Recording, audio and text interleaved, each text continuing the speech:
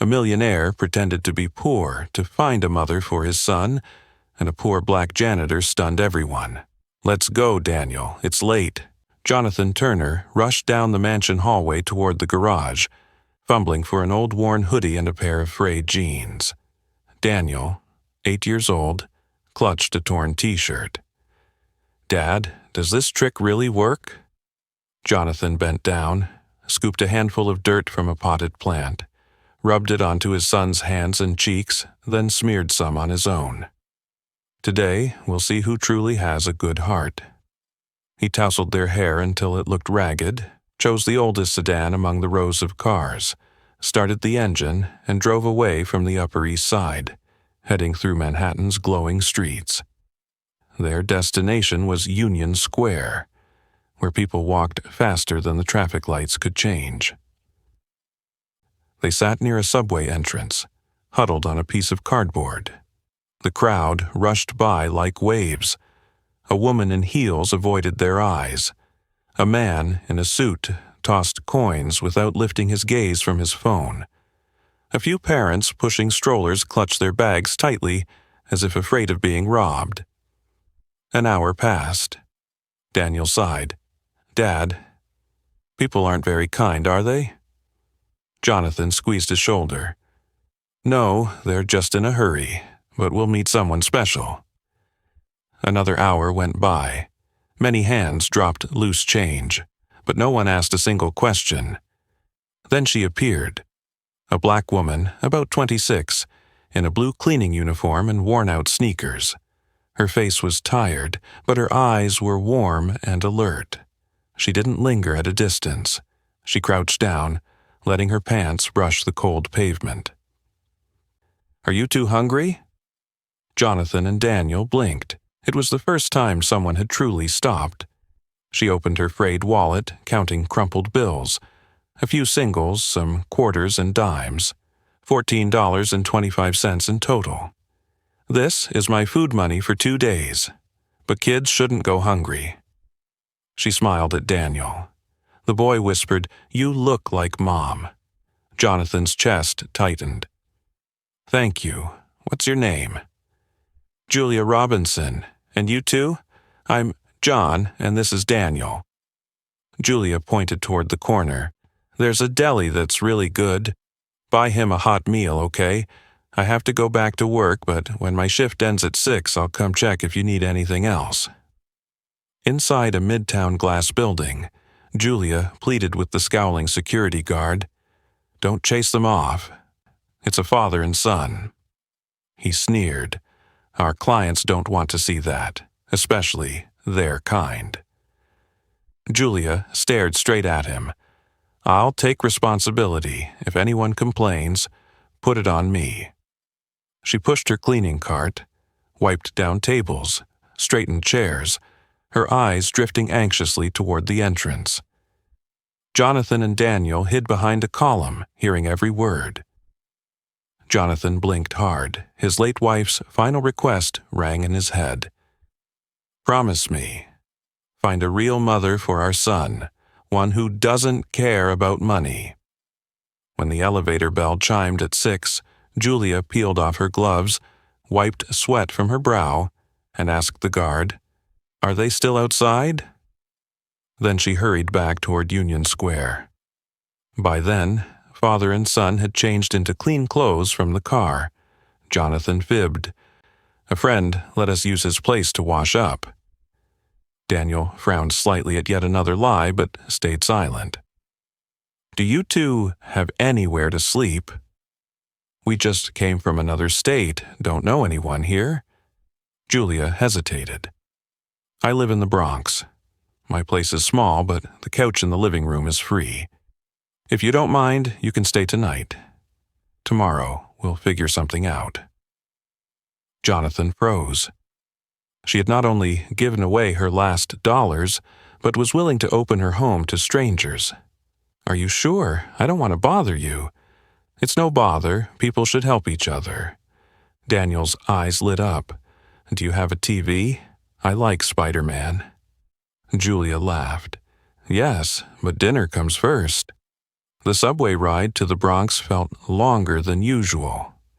Julia was the first to offer her seat to an elderly passenger, soothe a crying child, or thank the ticket inspector. Her apartment was on the 3rd floor, 2 small rooms, tidy and warm. The windowsill held a few cactus pots. The walls displayed phone snapshots in hand-painted wooden frames. "It's small, but it works. It's wonderful," Jonathan said, noticing the care in every detail. Daniel tugged at his father's sleeve. "Why don't we tell her the truth?" Jonathan glanced at him, then at Julia's calloused hands stirring chicken soup in the kitchen, steam rising gently. "We will, when the time is right." That night, after Daniel fell asleep on the sofa watching cartoons, Jonathan stood on the balcony, staring at the Bronx night glittering with the distant red lights of ambulances. He wondered where the safe line was, between keeping his promise to his late wife and a test of kindness that had gone too far. He knew he had just met someone extraordinary, but he also knew that this time, the price of every lie would not come cheap. 3 months later, 2 worlds ran parallel like trains on separate tracks, never meeting. In the mornings, Daniel was the wealthy boy attending a Manhattan private school. By evening, he was Daniel of the Bronx, sitting cross-legged on the floor eating Julia's spaghetti, calling her Mom Julia with a natural ease that left the adults speechless. Jonathan washed dishes, fixed a loose cabinet hinge, rehung a curtain rod. Meanwhile, Julia shared stories of being orphaned at 15, working every job she could, restaurants, cleaning crews, and how neighbors pitched in little by little to carry her through the hardest times. In the Bronx, poverty didn't mean coldness. Inside the Turner mansion, wealth couldn't fill the hollow left in a kitchen without laughter. One Sunday evening, in a simple blue dress she had bought with her special occasion savings, Julia arrived at a small Italian restaurant on the Lower East Side. Jonathan had decided to end the spiral of lies. When he revealed his real name, Julia's face crumbled as if the ground had collapsed beneath her. "You turned me into an experiment?" The waiter froze. Curious glances darted toward the black working-class woman sitting across from a famous millionaire.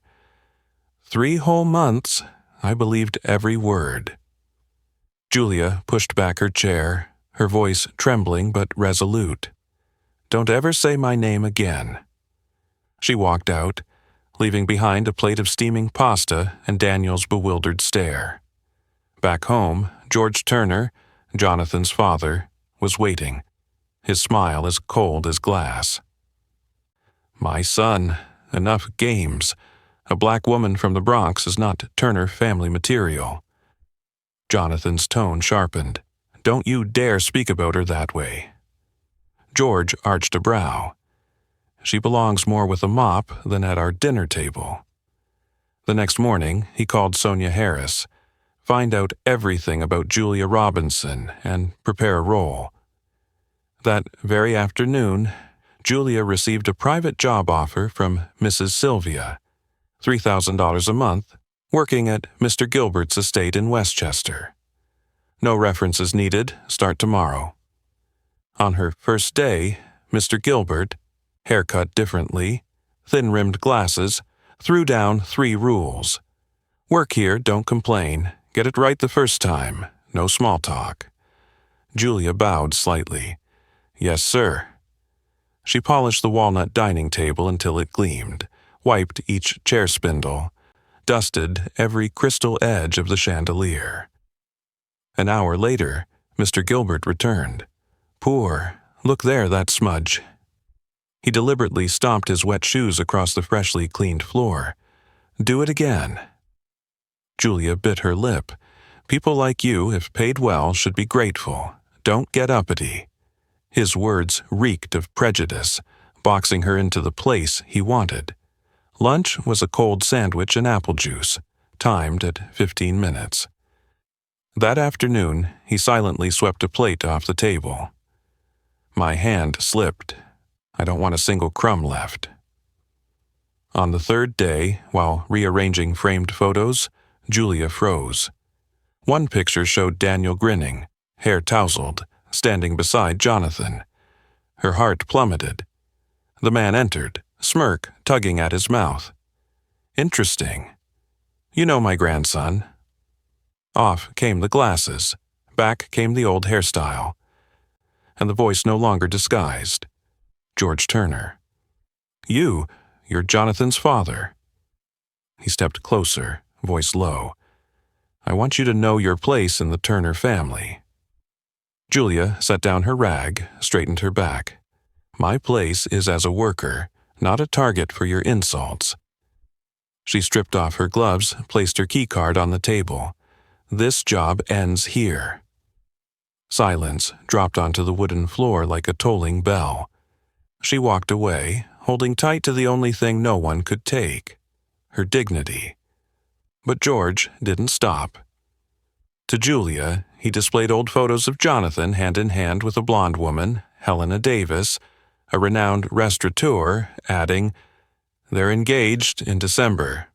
To Jonathan, he planted evidence, a copy of a supposed loan under Julia's name for her upcoming wedding to Jonathan Turner. Rumors that she was pregnant by another man. In the dark fog of suspicion, Jonathan could no longer hear the quiet truth of his own heart. That weekend, Sonia, still posing as Mrs. Sylvia, came to the Bronx. Deep cleaning job, $5,000 for 2 days. Mr. Gilbert will be away. The number was big enough to make Julia consider, even though her back still ached from the previous days. Saturday morning, the house was quiet. Start in the dining room, Sonia instructed, then disappeared. Julia polished the silver and crystal, scrubbed every window frame overlooking the lawn. George appeared briefly, setting a gold watch on the table. I'll be back later. When Julia returned with a bucket of clean water, the watch was gone. By late afternoon, the door opened. George walked in with Jonathan. Jonathan froze when he saw Julia. What are you doing here?" Julia answered calmly. "Weekend work." George burst out. "My watch, my gold, Patek I left right here. Where is it?" "I don't know. Only you and I were in the house." His voice turned icy. "Show me your bag." Julia emptied it on the table, insisting he check every pocket. George's hand paused, then pulled the gleaming Patek from a hidden compartment. The air grew heavy. "I didn't put that there. You planted it." "Why would I do that?" Jonathan looked at the watch, then at Julia, then at his father. Weeks of evidence whispered into his ears left him trembling before a false picture of guilt. You've let me down." Julia said nothing. 3 months of caring for Daniel, shared dinners, late-night subway rides, all crumbled to dust. "From now on, I'll stay away from this house." The door closed behind her, but it could not shut out the sound of Daniel's muffled sobs from the staircase. The boy had heard enough to know his grandfather had just taught his father how to break the truth. In the days that followed, George made calls everywhere. "Don't hire Julia Robinson. She's a thief. I witnessed it." Daniel, with his new phone, discovered the recording function. At first it was just games, capturing the neighbor's cat meowing, the whir of a vacuum. Then, by accident, he caught his grandfather's voice from the balcony. "It's not entirely a lie. Just say she took the watch. She must be kept away from my son." Daniel saved the file, sitting on his bedroom floor with his chin on his knees, realizing he now held a strange weapon: evidence. Meanwhile, Julia sank into a whirlpool. One door closed, then another. "Sorry, we've been warned." Rejections repeated so often that her lips forgot how to form "thank you." One afternoon, before she could eat a bite, She collapsed in the chair of her neighbor, Mrs. Frances Miller. When she woke up at the clinic, the doctor placed the test result before her. 2 bold lines. "Congratulations, you're 4 weeks pregnant." Julia couldn't even smile. Inside her was Jonathan's child, yet the world outside had branded her a thief. I can't tell him yet," she whispered to Frances. "He'll think I'm asking for money." At the Turner estate, Daniel grew sullen. Sandwiches went uneaten. His basketball gathered dust. He coughed through the nights. "I miss Mom Julia," he murmured in fever. Jonathan held him, torn between pride and the simple truth. The boy needed the woman he called mother. The doctor's tone was stern. When a child is sick and distressed, they recover faster with the person they're bonded to. If he calls for Mom Julia, my advice is, bring her. Jonathan stepped outside, phone in hand, and called George. "Don't do anything foolish," George barked. Jonathan hung up, standing alone in the hospital parking lot, cold wind lashing his face awake. For the first time in months, he chose to listen to his heart instead of his father's shadow. The hospital door opened, and Julia rushed in, pulling her mask into place. "Daniel, Mommy's here." The boy stirred, weak eyes opening, lips curling faintly. "Mom Julia, you came back." Julia sat beside him, took his hand, and softly hummed an old lullaby. The jagged lines on the monitor eased, his heartbeat steadied. From the corner of the room, Jonathan watched and suddenly grasped the answer he'd been avoiding all along. Love wasn't a vow. It was the real impact one person had on another's life. By the second day, Daniel asked for porridge. By the third, he begged to watch Spider-Man. "Dad," he called Jonathan over while Julia stepped out to wash her hands. "I have a secret." He held up his phone, playing a recording. George's voice hissed into the receiver. "If you can't find anything, make it up. Wouldn't be the first time." Jonathan's knees felt hollow, as though the ground had vanished. "Where did you get this?" "I recorded it, because Grandpa kept saying bad things." Jonathan's hand trembled as he hit stop, then turned to Julia. "I believe you," he said, the words late, but more needed than ever. Jonathan's apology carried no decoration. "I was wrong. I let my father make choices for my heart." Julia nodded, her voice rough from sleepless nights. "What matters now is Daniel." The boy piped up. "Dad proposed to Mom already." Both adults laughed, caught off guard. Julia placed a hand on her stomach, inhaling. "There's something I need to say." "What is it?" Jonathan asked. "I'm 4 months pregnant." He froze, eyes brimming. "Why didn't you tell me?" "Because you hated me. I didn't want anyone to think I used the baby to ask for money." Jonathan clasped her hand firmly. "From now on, no one will ever make you think that again." They brought Daniel home from the hospital to Julia's small Bronx apartment. That night, the 3 of them squeezed together on the worn sofa. Jonathan said, "Tomorrow, we go see my father." Julia hesitated. "Are you sure?" "It's time." The next morning, in the wooden-floored sitting room, Daniel placed his phone on the table and pressed play. The recorded words slammed against the walls, echoing into heavy silence. George flushed red. "I did it for the good of the family." Jonathan rose. "What family? The kind that lies to destroy a woman carrying my child?" Julia's voice was quiet but steady. "I forgive you, but forgiveness doesn't erase responsibility." George turned away, gripping the back of a chair like a man stumbling inside his own home. The wedding was set for a small church in Harlem. Jonathan wanted it simple. Julia wanted it simpler still. Daniel, the little best man, whispered, "I have another recording." just in case Grandpa tries something. Jonathan faltered but nodded. Thank you, son. Julia straightened his collar, smiling. My little hero. The night before the ceremony, rain pattered on the tin roof of the Bronx, keeping Julia awake. Her hand rested on her belly as she thought of the road she'd traveled. From 425, given to two strangers, to standing before an altar. Across the city, George sat alone in his study, phone glowing with the number of a familiar lawyer. Did he still want to press the button that would destroy himself? The red brick church overflowed with white flowers and the sound of strings. When Julia, arm in arm with Mrs. Francis Miller, stepped inside, Jonathan breathed as if surfacing from deep water. Just as the vows were about to be spoken, the doors slammed open. George Turner stormed in with two bodyguards, his voice metallic and sharp. This ceremony must stop immediately. Whispers rippled through the pews. She's a fraud.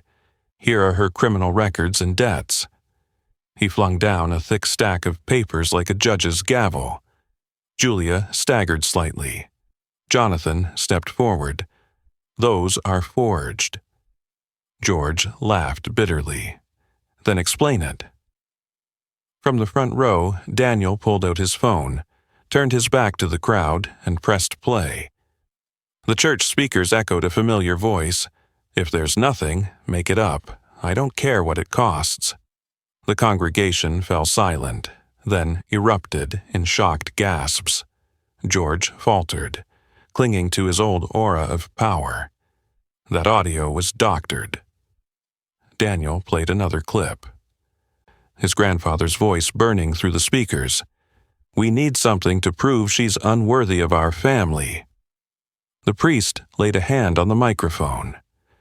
We've heard enough. Jonathan turned to his father. You no longer have the right to define what family means for us.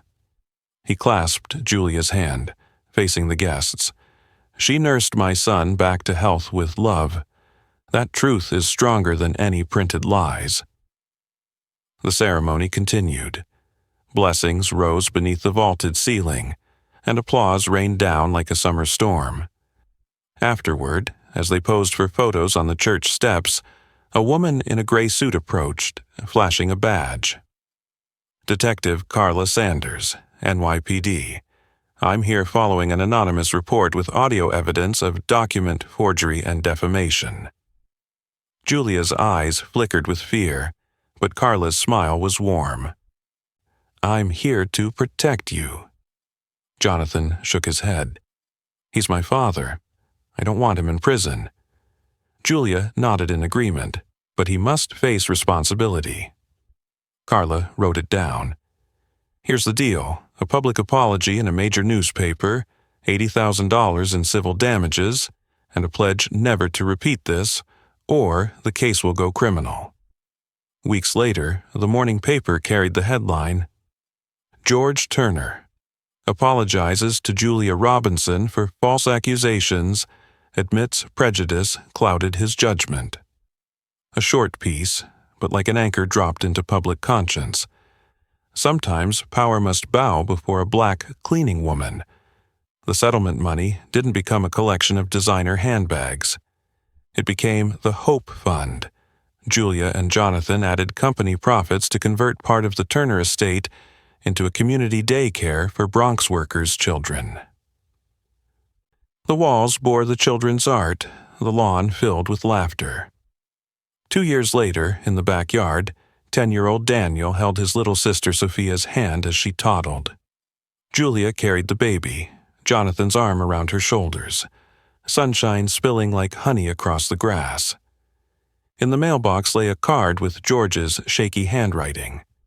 I've learned a late lesson about family. If you allow it, I'd like to meet my grandchildren. Jonathan didn't answer immediately. He looked at Julia. She nodded softly, eyes free of fear. Forgiveness was never an excuse for evil, but it was how you ended its hold over you. That afternoon, Daniel asked, Dad, how could such a tiny phone save our whole family? Jonathan tweaked his nose. Not the phone. You, because you were brave and loved the truth. Daniel laughed and chased Sophia across the grass. Julia leaned her head on her husband's shoulder, inhaling the scent of freshly cut grass, remembering the day at Union Square when she counted out $14.25. When she gave away the last of what she had no idea she was receiving a lifetime in return. And somewhere, the Harlem church bells still seemed to echo, love, when brave enough, always finds its way home. And so, after all the trials, lies, class prejudice, and racial discrimination, Jonathan, Julia, and Daniel found true happiness, building a whole family together. This story reminds us that love, compassion, and truth will always outshine schemes and deceit. What about you? If you were Julia, would you forgive George, the man who tried to ruin and slander you in order to preserve your family's happiness? Share your thoughts in the comments below. If you found this story meaningful, don't forget to like, share with friends, and subscribe so you won't miss the next inspiring story.